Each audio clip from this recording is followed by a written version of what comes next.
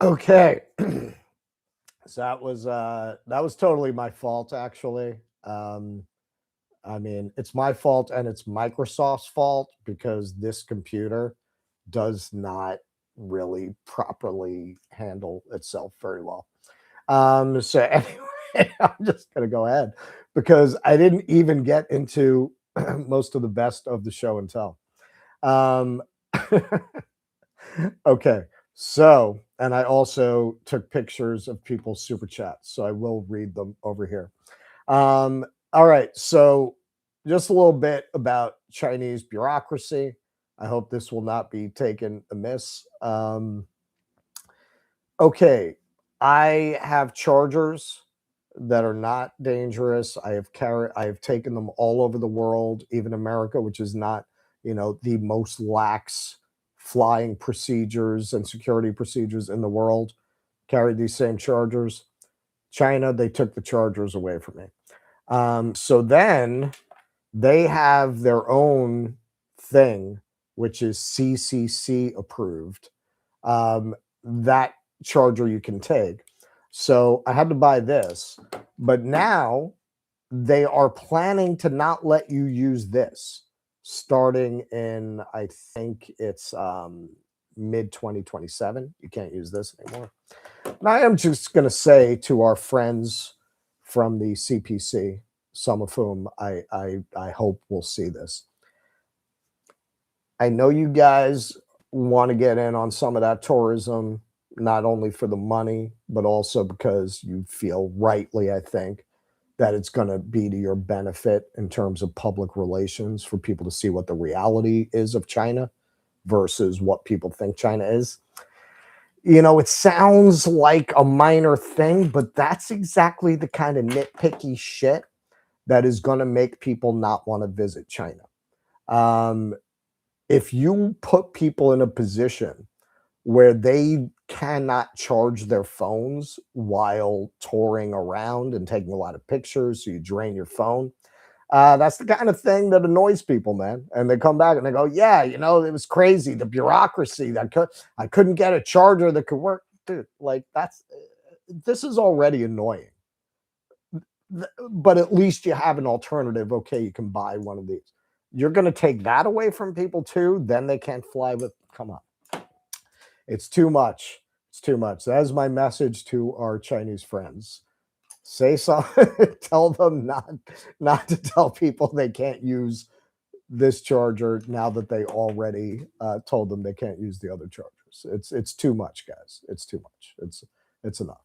Even the chargers that were taken from me, like I said, they're fine any place else. I've flown all over with those chargers.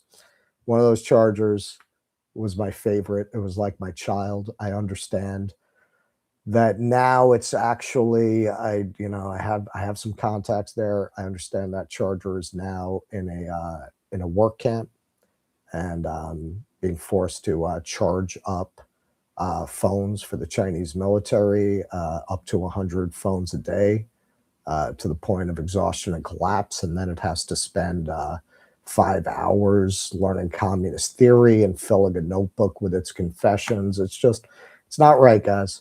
It's not right. You hear about, they say Uyghur work camps. I didn't see any evidence of that when I was there, but I could tell you there are phone charger work camps, and my son charger is in one of them now. And it's not cool, guys. That having been said, it's a pretty good charger, the one they make you get. But to take it to a level where you can't even use this, I don't know how. For somebody who does what I do, especially, I don't know how I would go around the country and do that if there's no charger. Like, what would I have to buy one every time I get to a new city and get rid of it every time I take a plane? Like, it's not good. Believe me, not good. Um, okay, so we did get a couple of super chats, and I took pictures of them. Um, oh, well, screw you guys. French Laundry, glad you're back, bro. Thank you. Uh, Irene Serrano, take the train. Of course, I took the train. Of course, yeah, I went to China as research and didn't take the train. I took multiple bullet trains. But for timing, actually, one of them I got screwed because I didn't really think about this. Obviously, Labor Day is a big holiday in a communist country, much more so than here. So May 1st, I was moving cities. I was going from Shenzhen to Chongqing. And originally I wanted to take the train, but I couldn't. It got because the tickets go on sale like 2 weeks before. And I plan all this way in advance. I had put a reservation in for them to buy me the tickets like, months before. And when the tickets went on sale, I got shut out. I didn't get a ticket for the train because so many people wanted tickets for May 1st. So I had to take a plane there. Then going from Chongqing to Urumqi, that would have been a 10-hour train ride. It would have killed the entire day. So that's why I took a plane there. But yeah, I mostly took trains. Okay, and there was another super chat here before we lost the stream. Charles, thanks for coming here to China. Next time, get your VPN sorted to bring a crew to do walking streams a la iShowSpeed. Yeah, listen, man. Maybe there are workarounds I don't know about. My issue was not. Yeah, I understand that. Obviously, I wouldn't have even been able to post videos to YouTube if I had not used VPNs because you're not allowed to use YouTube there. The question is you can't use Wi-Fi because the Wi-Fi will knock out your VPN. And my experience trying to do live streams over data is not good even here because the phone providers don't want you sucking up all that data. So they'll tend to very quickly throttle you. I didn't understand every time I did these live streams for my walking tours why it would get so shitty after like a half an hour. That's why. Now I understand it. It throttles the data. So you kind of got to go to Elon. I don't even know if that works there. The Starlink stuff, like you need something like that. Like I said, I talked to some people. If you have the connections, you can get certain things that I don't have the connections to get. But in terms of what's commercially available to anybody, nobody has offered me like a solution that gets around the fact that you can't hook to Wi-Fi and the data plans are going to throttle you if you try to do a live stream. I certainly would have done it. I tried to do it, but it really can't. It's not even a China thing. Like even here, like you can't live stream over data like that for long periods of time because the service providers will throttle the stream. Okay, so before we got so rudely interrupted, I was about to do some show and tell. So this is like a type of art I only saw in Cambodia. So I got a few pieces like this. They carve the picture into leather. You got like leather workers working. You can see them doing it in the shops. So that's of course of Angkor Wat there. I got the one I'm keeping. I really got these as gifts for people, but the one that I'm keeping was a beautiful one of Buddha under the Bodhi tree. So that I will be hanging when I get a minute. All right, so we got that. We got the stuff for Keaton's kids. We got the currency. All right, so listen, it was very expensive bringing in all of these co-hosts. So I did go to Shenzhen, the tech capital of China, and I found a solution for our co-host problem. This is who's going to be sitting in when I finally get Keaton to take a vacation. There we go.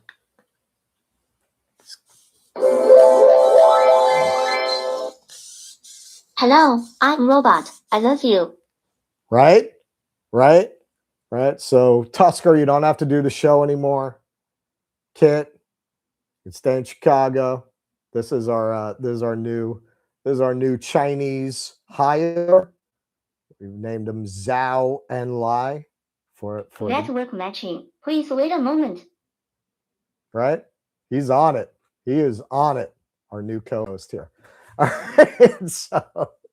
So I haven't told Keaton yet. All right. So I think that's right. Oh, there's this. Okay.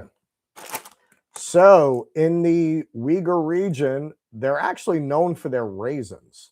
So I brought one for myself, and I got one as a gift. I got a lot of gifts from people that are going to be given out over the next month or two. And some of the stuff I brought back, we will probably do as giveaways on Due Dissidence. You know, I brought back magnets and keychains and things like that. And I wound up with 3 of those Mao books. I thought I had lost one, so I replaced it. Now I have 3, so we might do one as a giveaway. I'm trying to figure out what kind of contest to do. So for this particular channel, I described a little bit in my post what we're going to do. I have that Urumqi video almost done, so I plan on dropping that as a premiere after Due Dissidence on Thursday. And then I'm going to be going all the way back to Thailand, and I'm going to start dropping these videos once a week. And once a month, I'll be doing a video essay about these travels and reflections, like what I did with the India videos. And I will be doing live streams at least every couple of weeks. When I do start doing a show in the fall, I think we'll put up some of the rehearsals, and some of that I think will go here. And I'm figuring out how to do some kind of a membership thing. I will start writing on the Substack, and I will probably, for this channel, do New York walking tours, and I'll be part of the membership tiers. So I need to take a minute. I don't think I've been in New York 48 hours yet, right? Yeah, I haven't been home 48 hours. So I got to get my head together. I bought a pressed raisins. Yeah. So listen, sneak preview, since I mentioned the Uyghurs, I'll obviously get into it more on Sunday when I do the China special. Yeah. What I thought was probably the truth, I came away feeling that was the truth. I did not see any evidence, and I talked to people, and I trust my bullshit detector about the genocide and the labor camps, and I didn't find any evidence, certainly of a genocide or of like a mass incarceration of Uyghurs. Um, I am old enough to remember, and some of you may be too. If you remember, this was not long after 9/11. The Western press was reporting how China was having its own problems with political Islam or radical Islam, whatever term you want to use, and that they were, suppressing it. And before the CIA and the Black Ops people got a hold of it and decided to turn it into an incubator baby story, the reporting was actually kind of sympathetic towards China because it was in the post 9/11, moment. Yeah, I think that's what happened. I think that they got some branch of political Islam going in that region that had, come to it probably from the Middle East. And yeah, no, you're not going to challenge the authority of the Communist Party of China. You're certainly not going to advocate for a caliphate in China. They're not going to have it. I can't prove this based on my research, based on my observation. I think they kicked it old school, man. Like the Russians, when they had people opposing the system, at least at the beginning of the revolution, they shot you. The Chinese saw the people as redeemable. Even the emperor got sent to a re-education camp. I think that's what they did. I think they got some subset of politicized Islam that wanted to bring politics into religion, and they explicitly do not allow that. Explicitly, openly state you can practice whatever religion you want with a commitment to socialism. You cannot have religion that is in opposition to the state. You cannot express opposition to the state through religion. In fact, you need to expressly align your religious practice with commitment to the socialist project of the state. So yeah, man, that is the system there. I think that's what happened. I think they got some political Islam and they dealt with it the way they dealt with that from the beginning of the Communist Party's rule, man. They probably put them in re-education camps where they did some work and studied communist theory until they got their mind right. That is based on my research and based on my observation. I think to say there was a genocide, I don't get that. I did not. I did not see evidence of that. I did not see evidence of a culture that was being suppressed. If anything, the CPC likes to celebrate the fact that they have different groups all under their banner because I think they feel it legitimizes their rule to point out that they have all these different groups all united under the banner of socialism. So they're not throughout the country, like they would elevate visibility of Islam and mosques. They have the Grand Mosque in Xi'an as one of the main tourist attractions there. There's a Muslim quarter there. I didn't get enough time in Beijing to go to the Muslim quarter there, but they have one there. So no, man, no, I did not see them like brutally suppressing people's language and religion and customs. Not at all. Not at all. But you're not going to challenge the rule of the socialist CPC. You're not going to do that. And if you do, yeah, they're not going to gun you down. They're going to put you. You're going to get your mind right. That's what I think happened, based on both my research and now my observation and talking to people there and seeing what they had to say. I did not find a single Uyghur who said, "Oh yeah, man, that happened to my uncle." And again, are they lying? Maybe. I trust my bullshit detector, especially because some of the Uyghurs I asked about that were like surprised. Like they were like, one of them was like, "Yeah, I heard this," and he had lived overseas. Like, yeah, I heard this in foreign press, but I never knew anybody that this happened to. I never. So yeah, which would suggest it didn't happen at all. But I think it happened on a small scale, and the CIA got a hold of it and turned it into Uyghurs are making your tomatoes in forced labor camps, and I don't believe that. All right, so Hope Division, and the grapes are delicious, by the way. Hope Division, looking forward to your theater ideas. Thank you, man.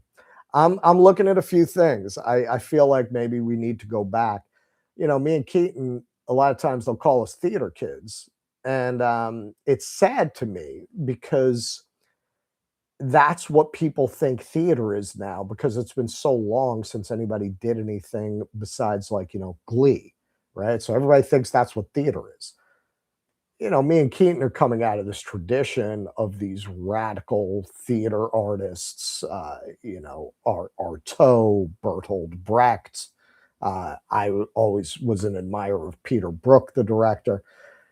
Like, there's a lot of socially and class relevant theater. Brecht was a communist. So I'm looking at Brecht. Like, I kind of want to, I feel like we should go back and show people like what this art form is supposed to be. As there's a place for the Disney musical. I'm not putting it down, but uh, it's sad to me that people think that's what theater is. So when you tell them you're from theater, that's what they think you are.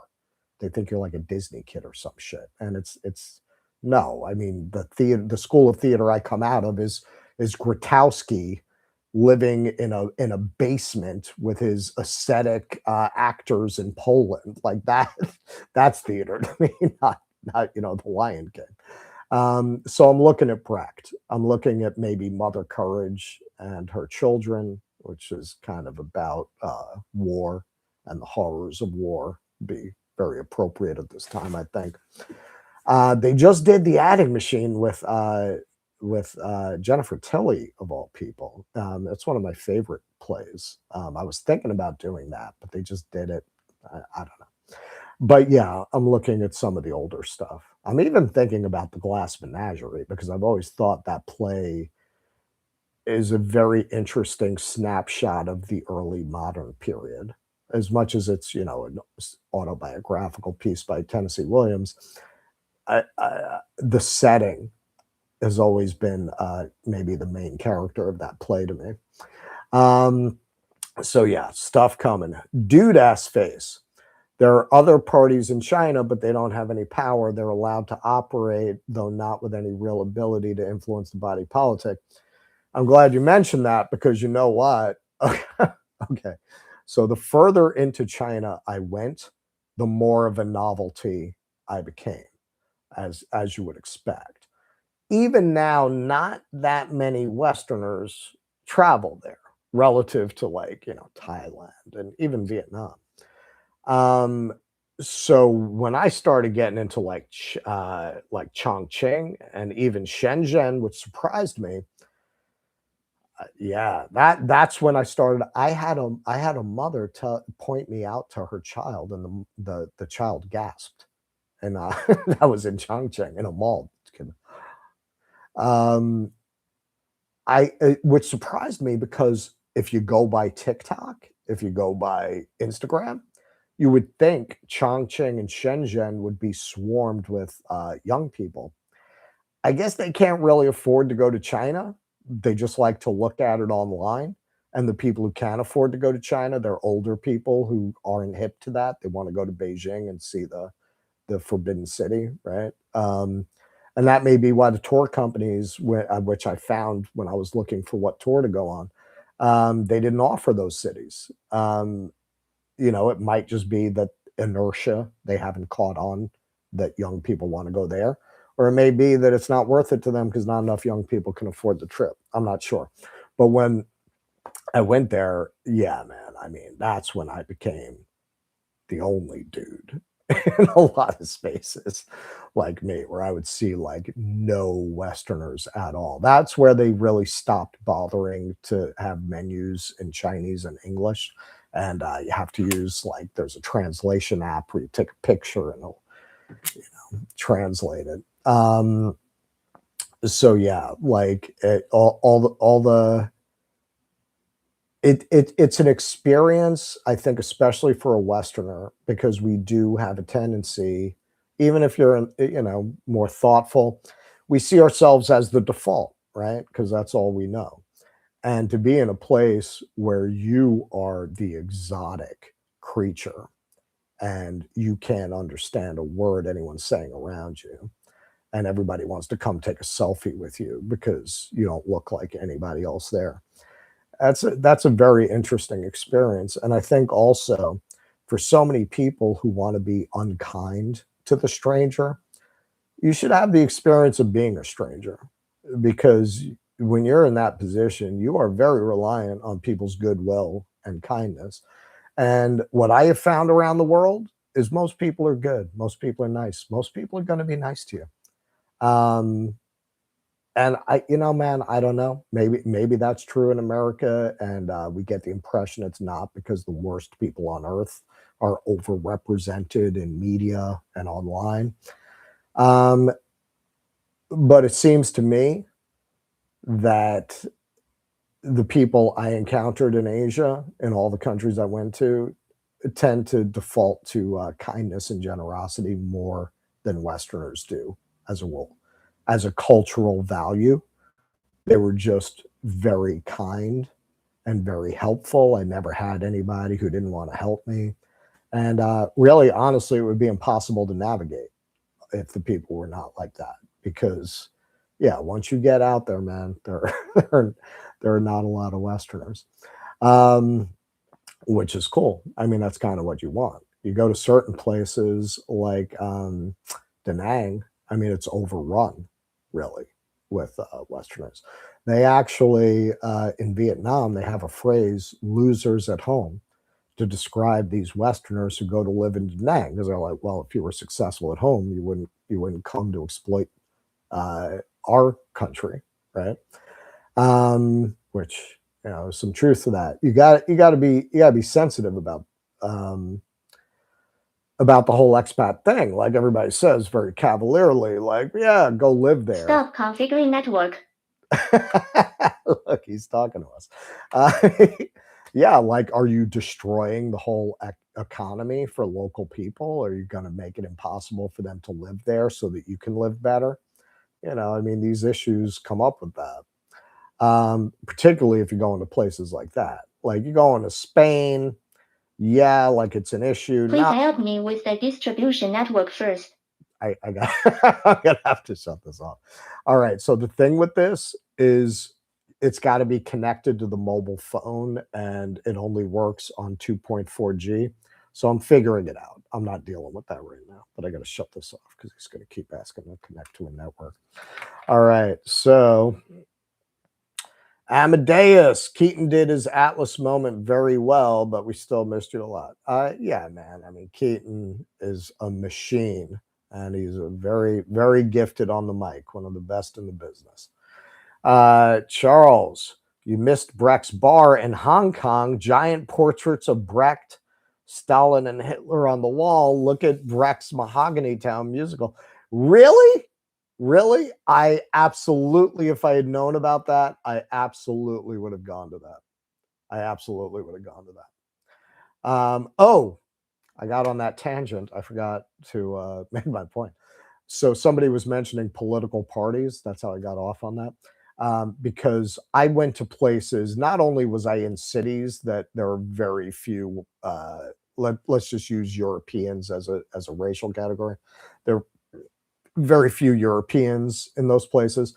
I went to places within those cities that no Europeans going to.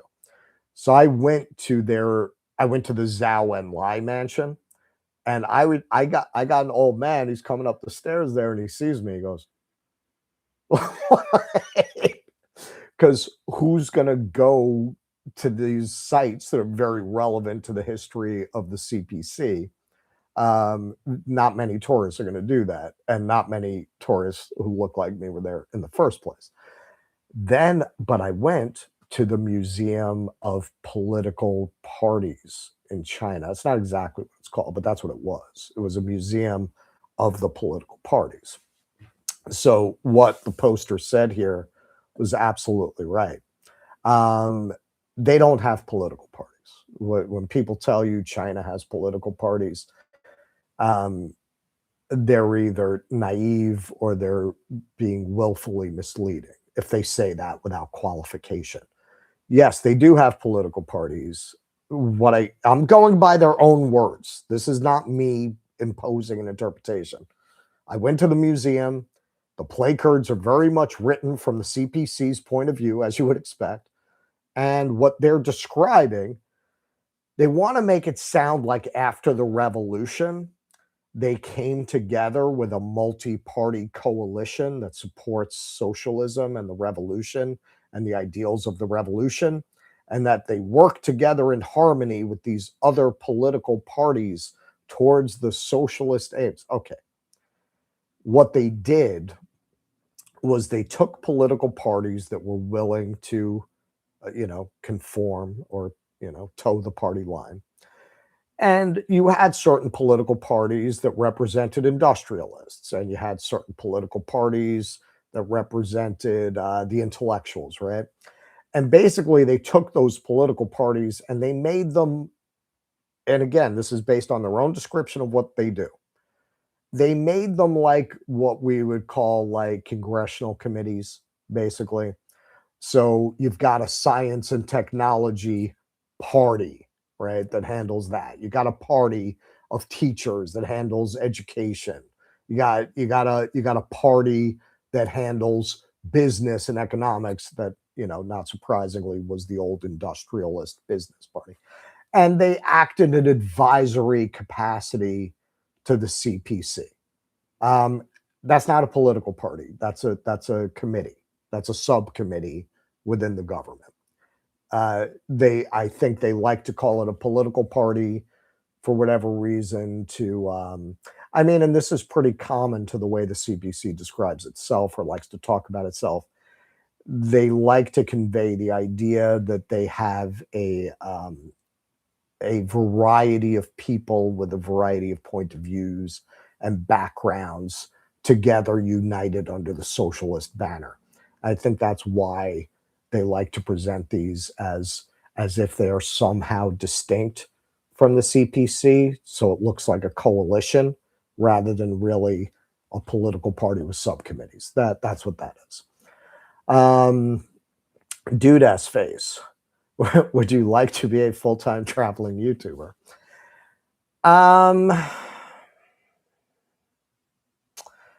Let's put it this way.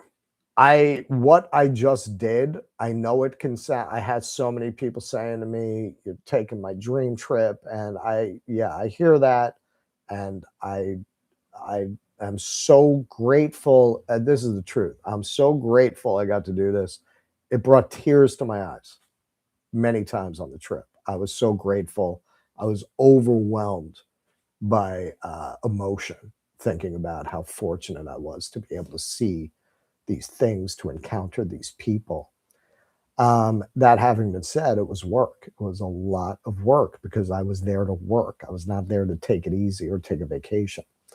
I left it all on the field, man. Even the last day I was sick and I still went to a museum the last day I was there. And I'm glad I did, because it was the Uyghur Museum, and what the CPC's placards describing the history with China and the Uyghurs was well worth reading and well worth seeing, even though the main attraction of that museum are desiccated mummies that were buried in the desert. So they're perfectly preserved. You can see a tattoo on the face.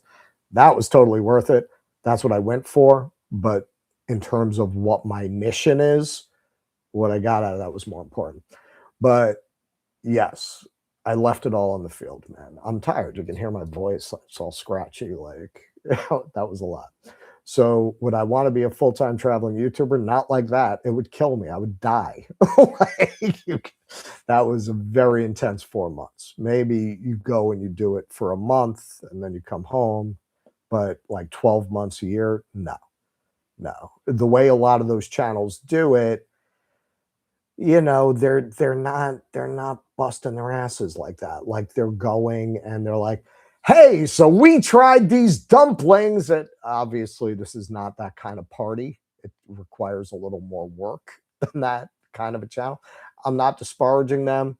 I got a lot out of those channels. I did a lot of research off those channels. God bless them. They're doing work that a lot of people rely on, myself included. Got a lot of background information I needed for planning from those. I'm not that guy. And besides that, I mean, there are plenty of people who do that and are going to be enthusiastic about having that kind of channel, which I would not. But doing this, that's a lot of work, man. Like, you couldn't do that 12 months a year. You would be a miserable bastard. Am I into sporadically going out and shooting new footage? Well, that's what I'm going to do. I have enough from this trip for the next year. Like, I have enough content for the next year. I don't have to go anywhere. Plus, I've got my New York stuff I'll be doing while I'm here. I'm fine. The next trip, like I said, I think will be America. I'll talk to Keaton. We'll see how we would handle that. Obviously, I could keep doing the show. That would be part of the whole point, doing the show remote from different cities in America. Amadeus. There are a few different people in parts of Asia with pictures of my German Shepherd. They asked to take a picture with him. I love the Asians. Yeah, that sounds like Asia. They're very cool. No, the technical difficulty was completely my fault. That was completely my fault, because, I mean, and again, look, this computer was a very good travel computer, but for whatever reason, the way Microsoft designed this, it can very easily fall over and close the computer. That's what actually happened. So it's partly poor design from Microsoft, but it was my fault. In the previous video, this is BMK. In the previous video, you thought that the tone in China be different from other Southeast Asian countries because of their great power perspective. Did you find that? Yes, I absolutely did. I was talking about that before we were so rudely interrupted. I was kind of intimating that in what I was saying about Vietnam. Like, Southeast Asia is way more laid back. It is much more laid back. It's much more free. It's much more open. I'm the kind of person who really thrives on chaos and lack of authority. I enjoy places like that. I am like Vietnam. I'm a commie in the streets and I'm an anarchist in the sheets. Like I am definitely I have been getting in trouble with authority literally since I was a child. I have never been somebody who works well with authority or state or government. So in a lot of ways, for me, Vietnam is the ideal because the government functions according to principles that I morally believe in, but they are not up the ass of the people on a day-to-day basis. You don't feel a government around you all the time like that. China, you do, man.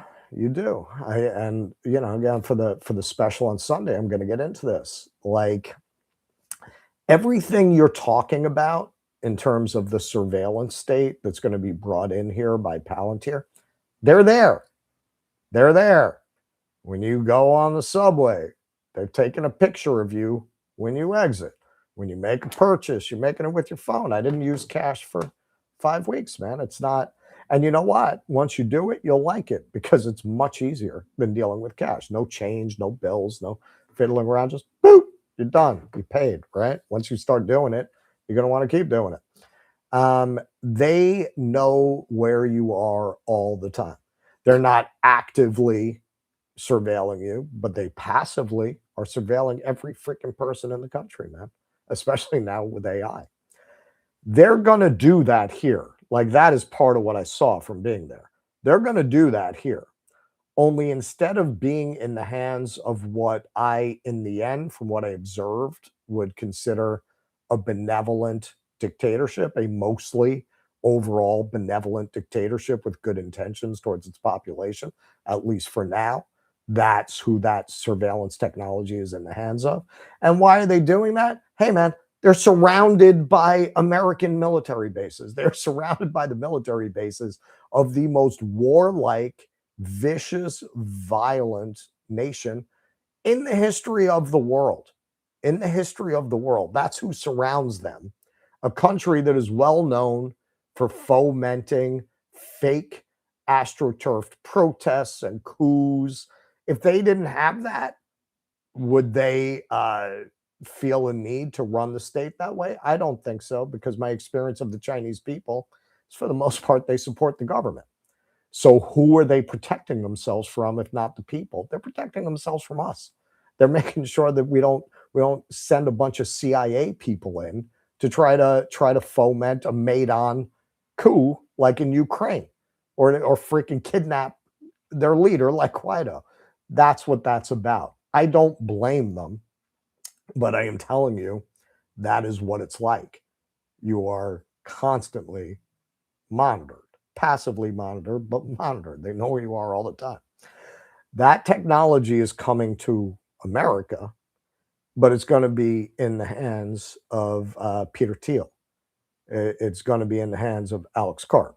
It's going to be in the hands of Elon Musk. It's going to be in the hands of a bunch of people who do not have any benevolent intention towards the population. They just want to be able to control them in order to increase their power and enrich themselves. There's no socialist vision, as the proof is in the pudding. You don't accidentally lift 800 million people out of poverty, right? So they believe in this socialist endeavor to lift up all the people. They believe that all of this is necessary to maintain the security of the state in order to achieve a socialist ideal. In America, they're gonna bring in this technology, but it's all going to be about making sure that you can't overthrow them as your life gets increasingly worse. But now I've seen the technology. It exists. It already exists. It's not something that needs to be invented. It exists. They have it. They use it. When I got back, there was a lot of speculation if I was going to have any trouble coming back through the airport. I thought it would probably be fine, partly because I was coming back through New York. And at the end of the day, it'll be one of the last places to fall if we really go full fascist. And yeah, not only was it okay, it was easier, because you know what they do now? There's a kiosk and it takes a picture of your face and the AI matches it to your passport picture, and they know who you are. And the officer said, "You have anything to declare, Russell?" After that picture, I said, "No." And that was it. I got waved in. But what that means is now you have that biometric data in an AI database, and the AI is sophisticated enough to recognize you. Now, in China, they have the same stuff where it takes your picture, and they do the same thing. Their equipment is more clean. It's more modern. It's kind of funny, like coming from China to the United States and seeing that. It's like as if you came from a very advanced technological society and then you went to a place that had the same devices, only a steampunk Victorian era version that was being run by like hamster wheels and steam. Like that's what it was like. It was like they had the same picture taking technology, but it was like kind of dirty and cheap. But yeah, I mean, uh, all the surveillance technology, all the digital payment, all that, it's coming, man. It's coming. But all that data is not going to go to a benign dictatorship of the proletariat. It's going to go to Palantir. Um, Dude ass face. Okay, maybe just travel to Bronx and Yonkers. Appreciate your perspective on the trip. Thank you, man. All right. What else we got? Somebody said convert to Mac. I was on Mac. You know how precious Apple likes to be about their little ecosystems, right? So I have the iPad that was supposed to be my travel computer, but you know what? You can't host on StreamYard from the iPad because they're gonna be precious with their little software. So I had to get a Microsoft, man. I almost didn't get the iPad for that reason. And wound up honestly being a waste. I wish I hadn't gotten it. All right. So what else we got? Chaos is rule, yeah. China has had a long history where chaos has ruled then government, so I wonder how much they fear the alternative to strong government. You're absolutely right. And I had somebody actually say to me, Chinese were poor for so long. And they had so much chaos and violence and war. They're just happy. They're just happy to see all these things being built and all this prosperity and everything improving. And that's something that we just don't understand. A lot of people in the West don't understand. They have no interest in overthrowing a government that is clearly making the place much better. Also, and again, I'll get into this on Sunday. You cannot understand China without looking at the century of humiliation because they never forget it, and it is core to their identity as a country. I didn't quite understand as well as I do now why they would have a meltdown when John Cena, some Hollywood actor, says something about Taiwan. Now I get it. I get it. It triggers them because it brings them back to when the White Devils came and forced these humiliating treaties on them. Part of the reason that the population supports the Communist Party is they got these people out. They got them out. They brought that very much like Ho Chi Minh, who I will grant you has a less complicated legacy in his own country than Mao does. But part of the reason they're both admired in their countries is they got the colonizers out. That is part of why they're idolized in many ways. They both occupy this founder of the nation position. If you talk to Chinese people off the record, they will acknowledge that Mao did some fucked up shit. You will get people who will talk about the horrors of the Cultural Revolution unprompted at times. Like it's pretty well acknowledged.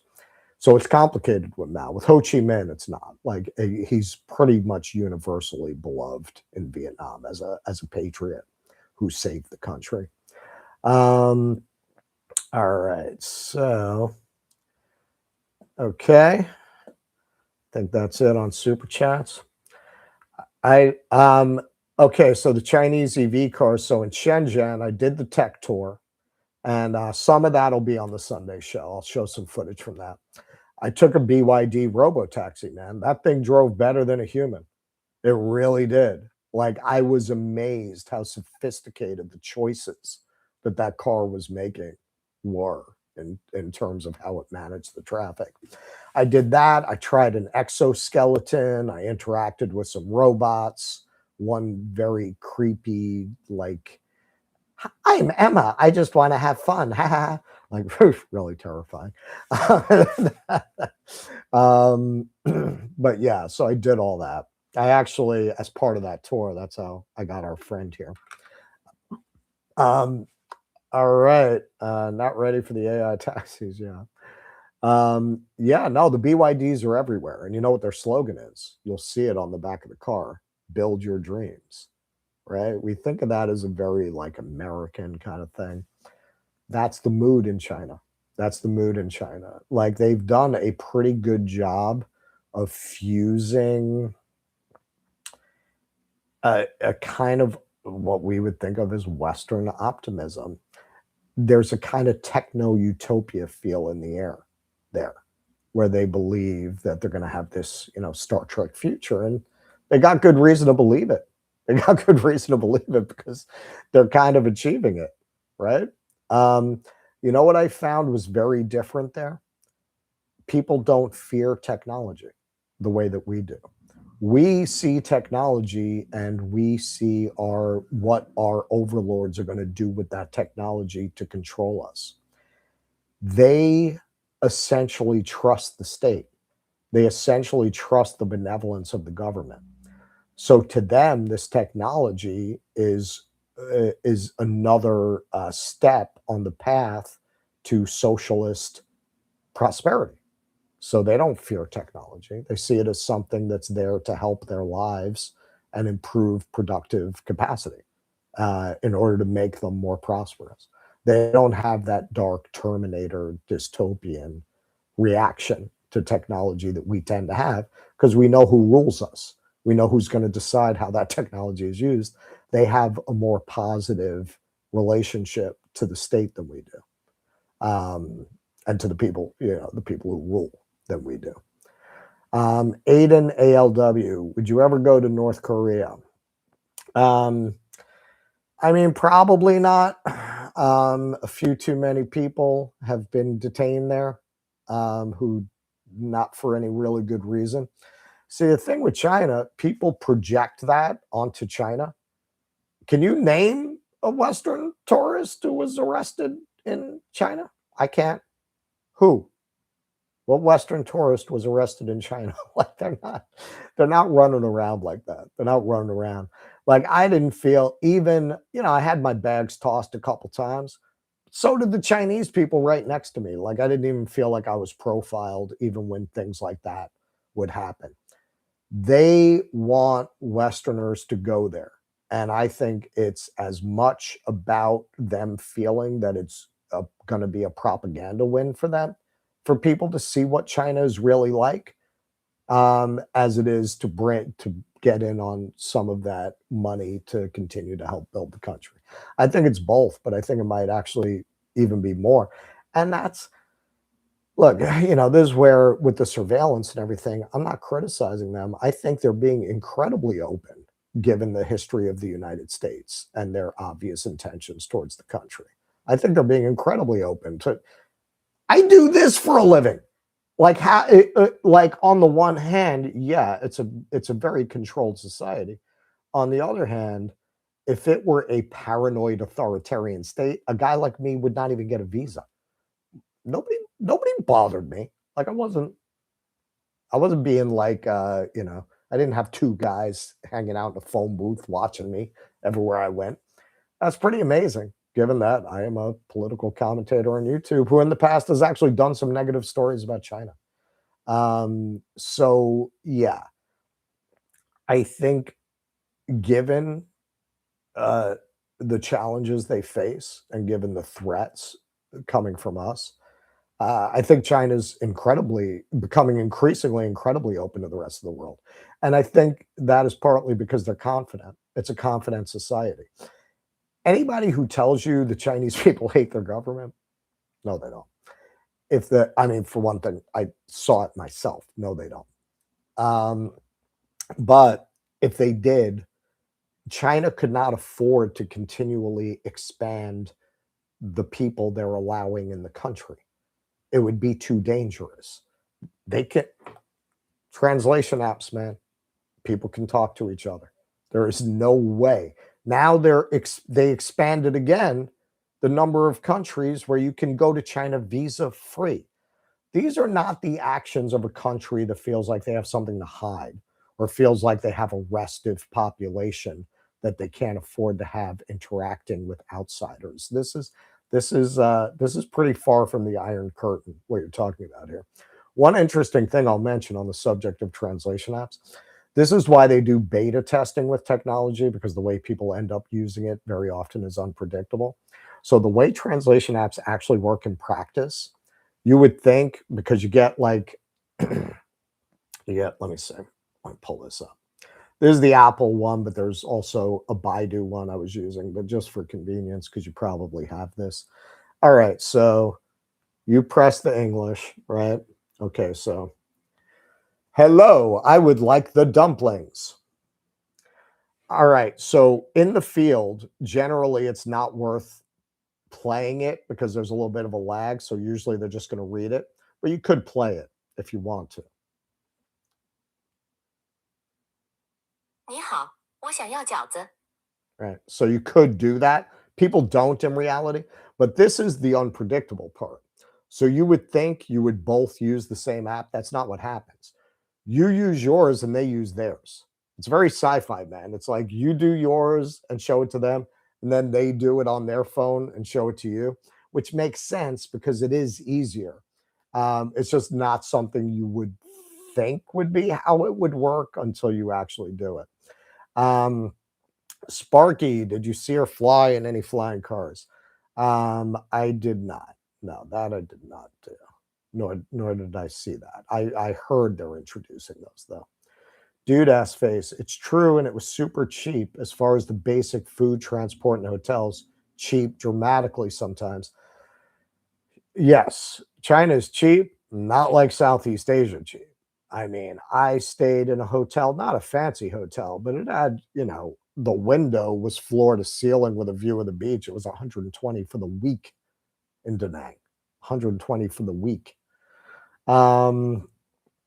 China is not cheap like that. Ah, JG 1995 WPJ Russ, I love you. Oh, thank you. That's nice to hear. BMK 8018, which country you get most pushback for visiting? Well, obviously China. People have very strong feelings about China.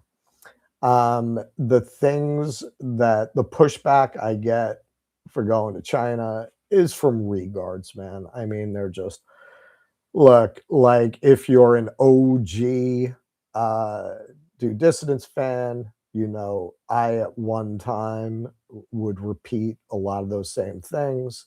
In my defense, for people my age, Tiananmen Square and the propaganda that we were fed about Tiananmen Square really defined the way that we understood China. But I know I can be hard one to debate sometimes. I can be a little come on a little strong, but I do listen. And if you can present me with evidence that I've never seen before, it will change my mind. Like, I am paying attention when you challenge something I believe. And people challenged what I believed about Tiananmen Square. They told me to go look it up, that what we were told wasn't true. And I did. So I looked it up, and it turned out what they said happened in Tiananmen Square was not true. Once I found that out, look, that was the cornerstone of how I understood China. I said, that was about 2-3 years ago, I said I was going to stop talking about China until I went there. Because I clearly, what I believed about it was just, I didn't know what I was talking about. And so, that doesn't mean I came back like, oh my God, that's utopia. Like, I think you can hear my view is positive, but nuanced. And like I said, I think that what they've done there, it's great for them. I don't think we are really suited to that model. We could have similar goals, but we got to be realistic about who we are as a people. We're not the Chinese people. It's a totally different history, totally different culture, completely different social contract and understanding of what the relationship is between the individual and the government. You're never going to sell that here. You're just not. It's not an indictment. It's not a criticism. That's just reality. But I do get a lot of people now. What's really stupid to me at this point with America, even if everything, all the worst things you might say about China were true, in my experience are not. But if all the worst things were true, you got ICE agents shooting VA nurses in the head and not going to prison. What are you talking about authoritarianism? What are you talking about the arbitrary enforcement of state power? As an American, you're going to talk about that? You're going to talk about poor people being overworked in a factory in a country with freaking Amazon warehouses where people piss in a bottle? You're going to talk about that?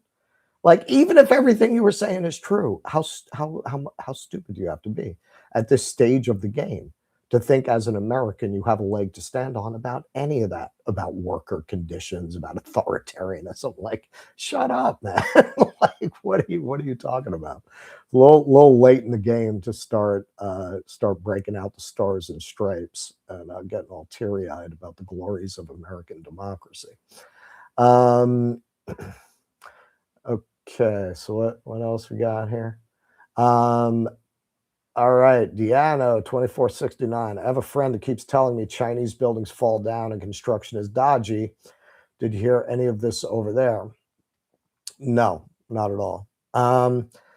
There was, not that I heard about it over there. There was, because Hong Kong is part of China. It's, it's the one country, two systems thing.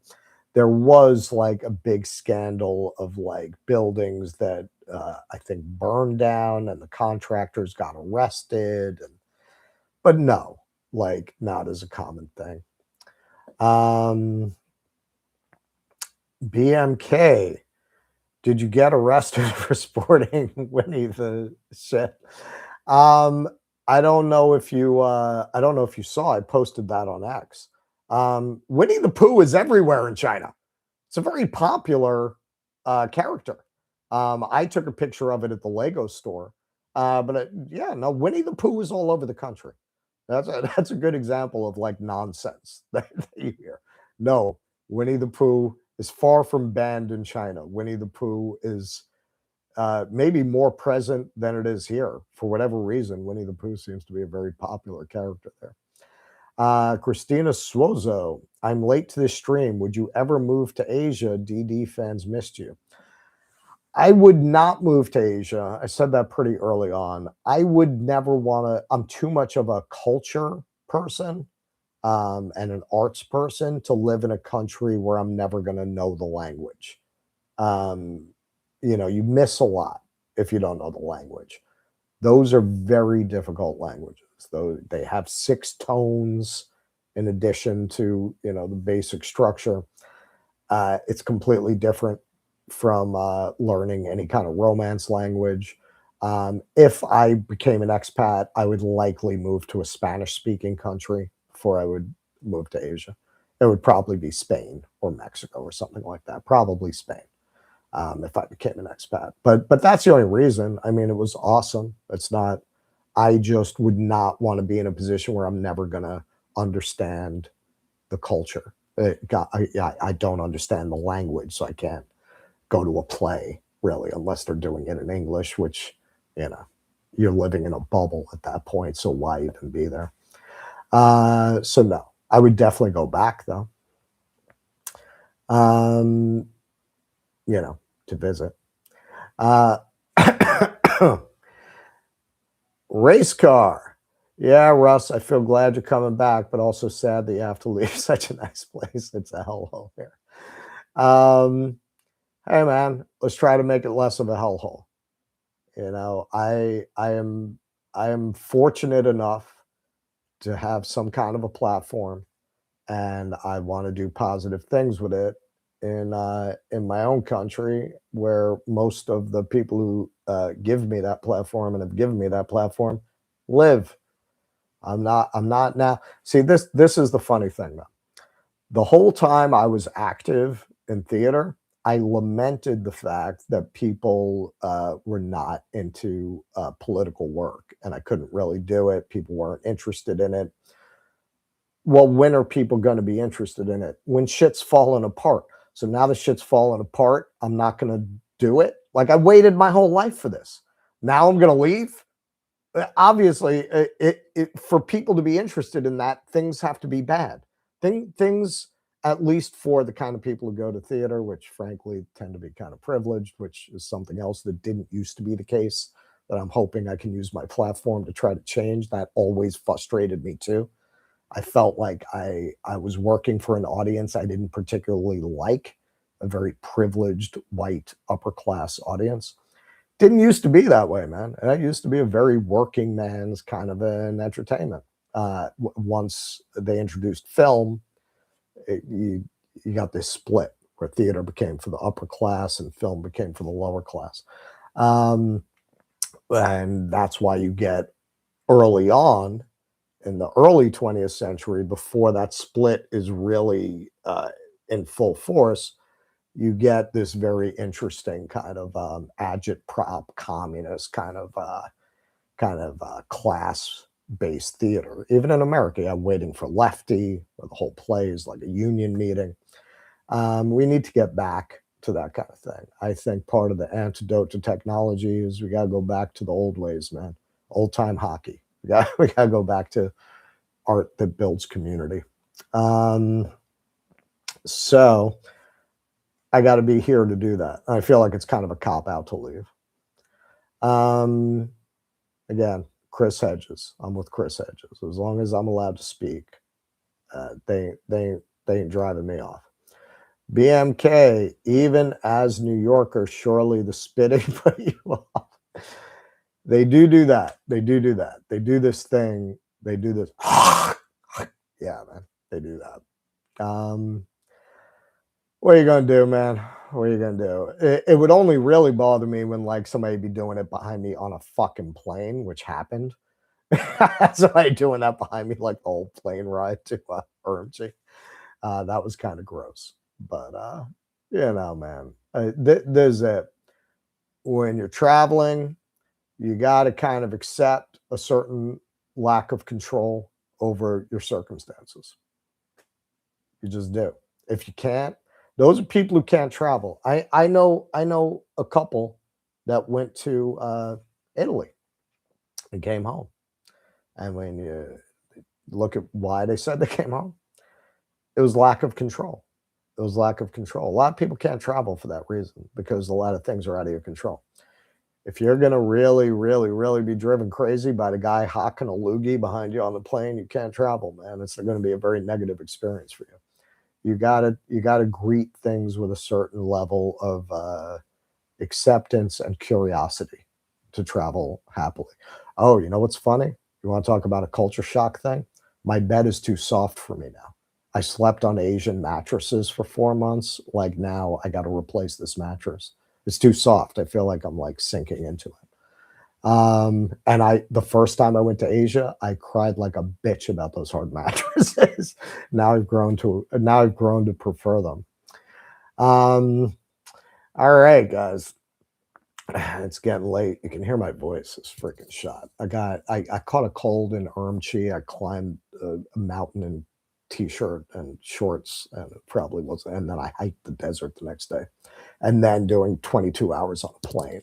My throat's messed up. Okay. All right, guys. Thank you. Sorry that first stream cut out. That was totally my fault. All right. So I'm going to work on just polishing up that Urumqi video tomorrow. That should drop as a premiere after Due Dissidence on Thursday. And of course, we'll be back on Thursday. And then definitely check out Sunday's show. That is where I'm really going to bring in some of the footage to back up some of what I'm talking about with China. And I'm going to get into some things we didn't cover here. All right, guys. Thank you once again. It has been an amazing adventure. It is actually, believe it or not, I know we're all down on the USA these days, myself included. At the end of the day, it's fucking home, man. I like that. I like that old time rock and roll. What can I tell you? It's nice to be home. And especially more than America. I'm a New Yorker, man, which is kind of a whole other thing. I'm one of those, I got a Brokeback Mountain thing going on with New York. I just can't quit you, so it's nice to be back. Um, all right, guys. So I will see most of you on Thursday on Due Distance. Oh shit, man! I should have brought the singing bowl in here. All right. Well, use your imagination, guys. All right. Courage. I'll see you all Thursday. And thank you for so much support during the trip. It meant a lot to know when I'm by myself, stranger in a strange land, as kind as the people are. It's nice to know you got family back home rooting for you, keeping an eye on you, and cheering you on. Much, much thanks. All right. Courage. We'll see you Thursday. Thank you, guys.